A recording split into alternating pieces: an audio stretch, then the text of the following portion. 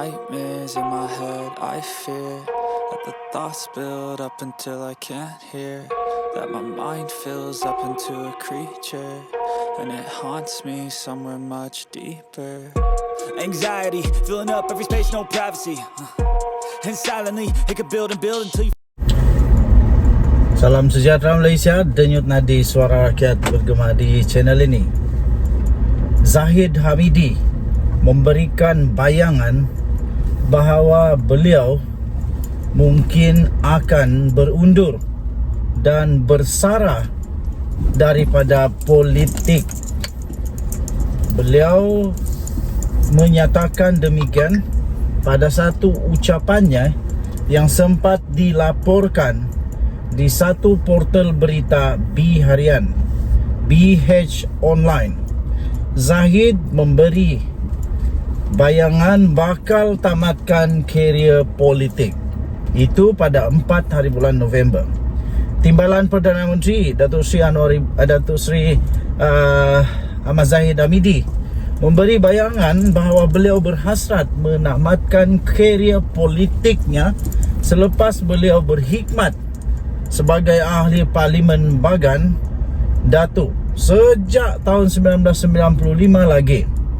Beliau berkata, kini dirinya berada di penghujung perkhidmatan sebagai wakil rakyat di kawasan tersebut. Katanya, saya sedang berada di hujung perkhidmatan sebagai ahli Parlimen, tetapi sebelum saya tamatkan perkhidmatan itu, saya mahu lihat Bagan Datuk membangun dan maju. Bahkan dia juga berharap Bagan Datuk menjadi nombor 1 dalam pendidikan di Perak sekurang-kurangnya, katanya. Okey, jadi adakah Zahid Hamidi akan letak jawatan dan seterusnya? Adakah Zahid Hamidi akan meletak jawatan juga sebagai Presiden UMNO? Zahid Hamidi, kalau dia betul-betul bersara, saya fikir maksudnya ialah dia bersara sepenuhnya. Dia tak ada lagi apa-apa jawatan di dalam UMNO. Dia tak ada juga jawatan di dalam kerajaan. Jadi dia bolehlah mengambil masa untuk keluarga dan diri sendiri. Dia dalam kenyataan itu seolah-olah Zahid Hamidi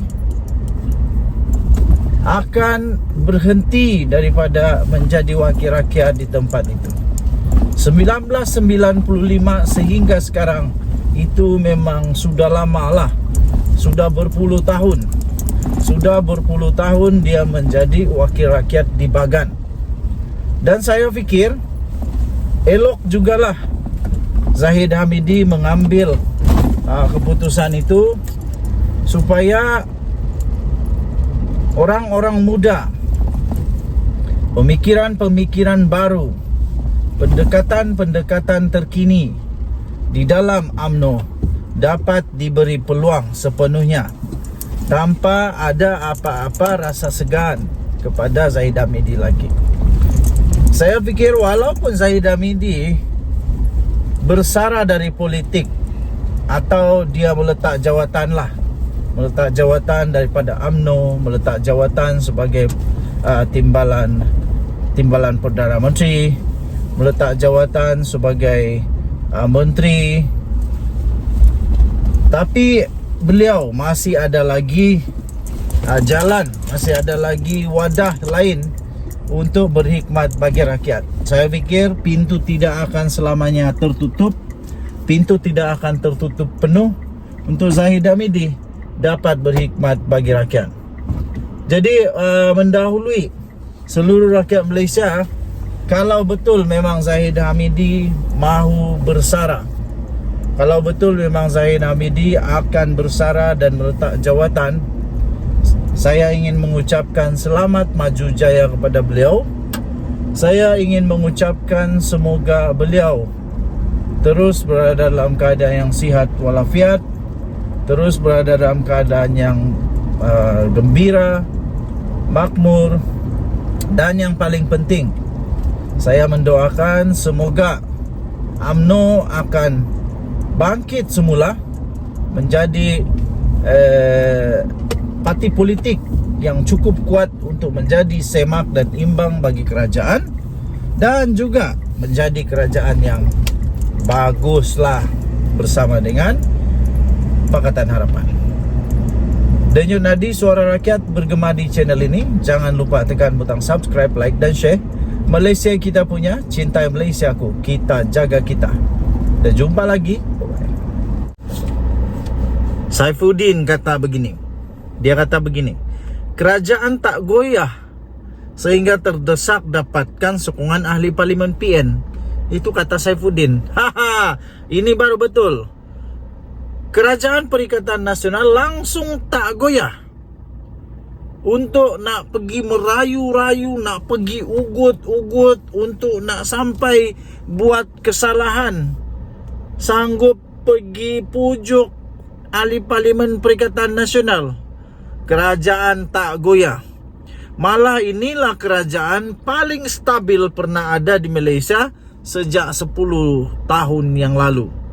Inilah kerajaan paling stabil. Jadi kenapa Datuk Seri Anwar Ibrahim nak tehege-hege, nak tehege-hege untuk pujuk kah, ugut kah, buat apa-apalah yang tak betul kepada MP Perikatan Nasional. Jadi sebenarnya yang terdesak itu sangat adalah Perikatan Nasional, terutamanya Bersatu. Yang amat-amat terdesak itu Bersatu. Ya tuan-tuan dan puan, yang amat-amat terdesak itu Bersatu. Kerana sudah terbukti, sudah 2 ahli parlimennya, kalaulah belum ada akta lompat parti, rasanya sudah mereka lompat parti kepada Pakatan Harapan. Tapi kerana ada akta lompat parti, mereka memberikan sokongan kepada Datuk Seri Anwar Ibrahim. Jadi di mana pula kekuatan hujah Hamzah Zainuddin yang kata diugut, yang kata ada orang jumpa, ada ugut lah, pujuk apa semua itu. Di mana kekuatan hujah dia sampai dia berani kata begitu? Hujah yang dikeluarkan oleh Saifuddin ini sangat-sangat betul, yaitu kerajaan tak goyah sehingga terdesak untuk dapatkan sokongan ahli parlimen PN. Kerajaan perpaduan tidak pernah berada dalam keadaan yang goyah sehingga terdesak untuk mendapatkan sokongan ahli parlimen Perikatan Nasional. Kata Ketua Setiausaha Pakatan Harapan PH, Datuk Seri Saifuddin Nasution Ismail. Beliau berkata dakwaan dibuat oleh pembangkang bahawa terdapat ugutan supaya wakil rakyat PN menyokong kerajaan adalah tomahan tak bertanggungjawab semata-mata.